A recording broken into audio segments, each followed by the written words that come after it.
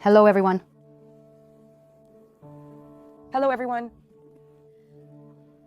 My name is Yuliya. This is my 20-year-old daughter. Her name is Lidiya. She has a rare genetic disorder called Prader-Willi syndrome.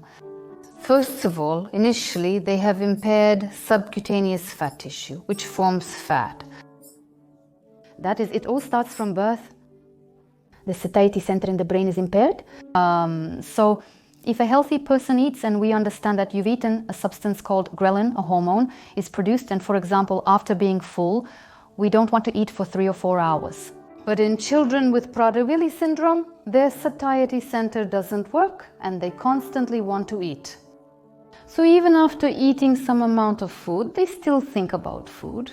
They watch shows about food, they draw food, they play games about food, and they cook food.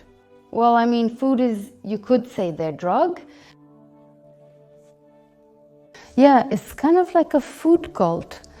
And this is where the main feature of the disease shows itself. Yes, this disease brings with it many related conditions. So, if you don't watch your weight, we understand that there's a fundamental restructuring of the body, of all organ systems. So, there's fat inside, and fat fills not only our muscles, but also our internal organs. They're kind of surrounded by a fatty layer. It has a big impact on puberty. So, Lidiya already knows this. It's not news to her that, unfortunately, girls like that can't become mothers. The main signs include the following characteristic facial features: almond-shaped eyes, a small mouth with downturned corners, and a thin upper lip, strabismus, delayed neuropsychological development up to 6 years old, moderate intellectual disability, and learning difficulties during school age. We actually started noticing it from birth. That is, she was born very thin, weighing 2 kilos 400 grams, and she almost had no muscle tone. At first we thought she had cerebral palsy, but then the child grew and developed. She started walking a bit later, she started talking later, but her development was more or less harmonious.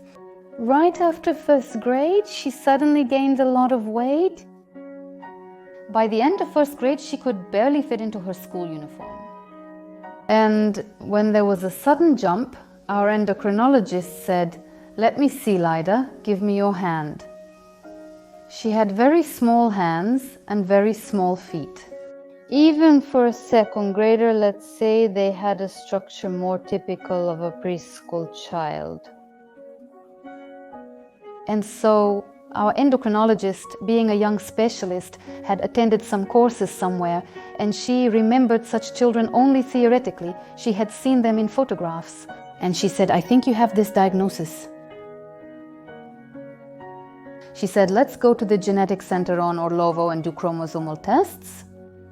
Since then, our life also started to feel like a personal experiment. So how can you not treat it? This disease can't be cured, but how can it be rehabilitated? Well, naturally, there were lots of tears, lots of panic, hysteria. How do we live with this? What do we do next? It took a very long time to process, a very long time. Did you often ask for seconds at home? Yes, she did ask. She always had something in her hands. I remember, like breadsticks, crackers, a piece of lard. She always had something like that. Since she went to kindergarten, of course, she ate according to the kindergarten schedule. But I arranged with the teacher that she should get less bread, maybe a smaller portion. I already understood that this needed to be reduced. But if Lidiya saw that someone didn't finish a bun or a piece of cheese, of course it would quickly end up right next to her.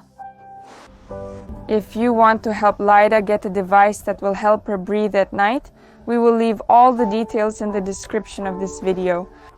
And don't forget to like and leave a comment, because it really helps spread this video. Thank you so much. See you soon. The breakdowns were so bad that, well, our kitchen was locked. Let's put it that way. Our kitchen was locked and our fridge was also locked. And Lidiya's breakdowns were that when I went to work, she would try in every possible way to break that lock. Literally locked? Literally locked? I'll show you. Yes, literally. She was looking for candies hidden somewhere, maybe she was searching. Well, it's clear that any child might look for that, yes, but as for struggling with the lock, our Lidiya had that happen from time to time. Look, we have to lock the kitchen completely because we keep food here, like dumplings or maybe pasta. So Lidiya can not only cook all this herself, she can even eat it raw. So of course, we had to find some kind of solution. So we lock it with a little lock, we connect it, close it with a key, always carry it with us, that's it. Lidiya has her own fridge in her room, so I portion her food into containers if I need to go out. For some meals, Lidiya already eats from her own fridge and the kitchen is locked. People would watch. No, actually, whenever Lidiya shows up somewhere new, people observe her with a lot of curiosity. I notice that many people look away, but many also study her closely. At first, honestly, I would blush and feel embarrassed. I was shy, and to be honest, I felt ashamed to show up in some places. Now we don't have those problems. We go to the water park without any worries. We walk around with her. We go to cafes, even if we allow ourselves to do so. Yes, maybe some ice cream. Maybe someone is judging me at that moment, like you shouldn't do that. But I know what stands behind that ice cream, that she's preparing for it. Yes, she might be on some kind of light diet just so she can have that portion of ice cream with her mom at the cafe. There was one situation I remembered. It was very unusual for me. I was stressed at the time, I was at work, and again, it was a beautiful summer day.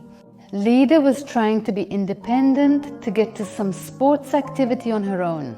For example, I would help her cross the road, and then we just had to walk a couple of blocks and literally get to the coach for the practice.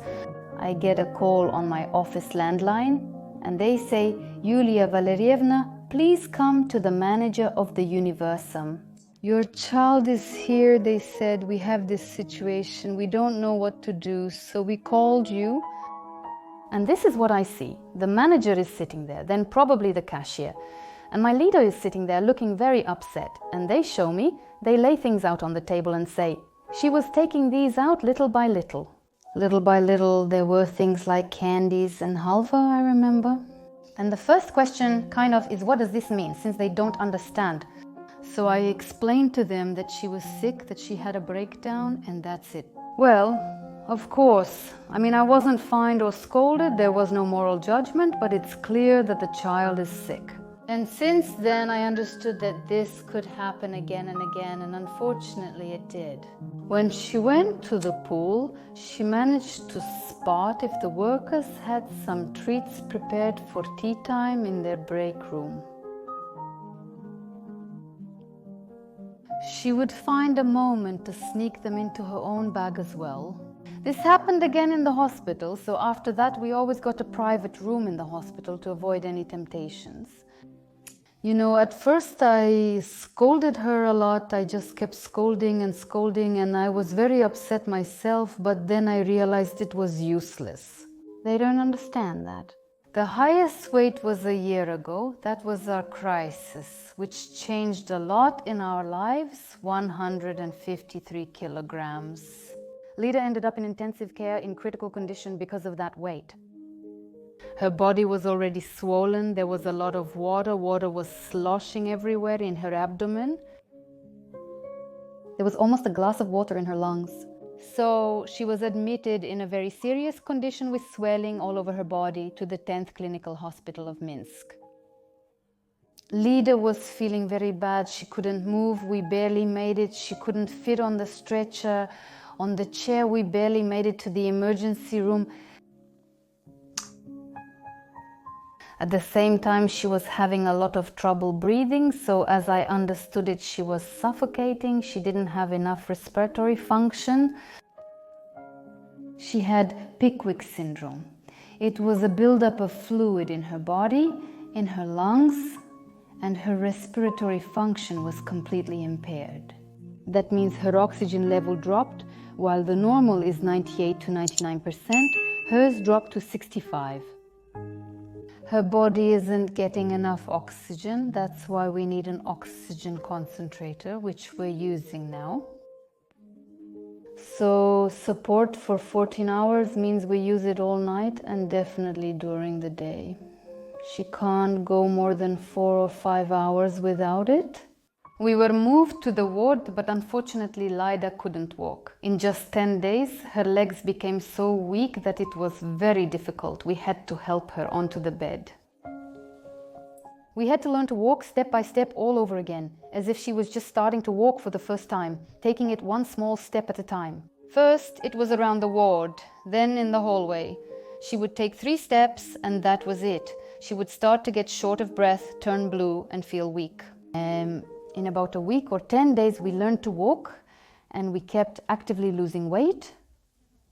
We took a lot of diuretics, some prescribed special and strong ones, and we left weighing 126 kilograms, I think. So we lost about 25, almost 27 kilograms.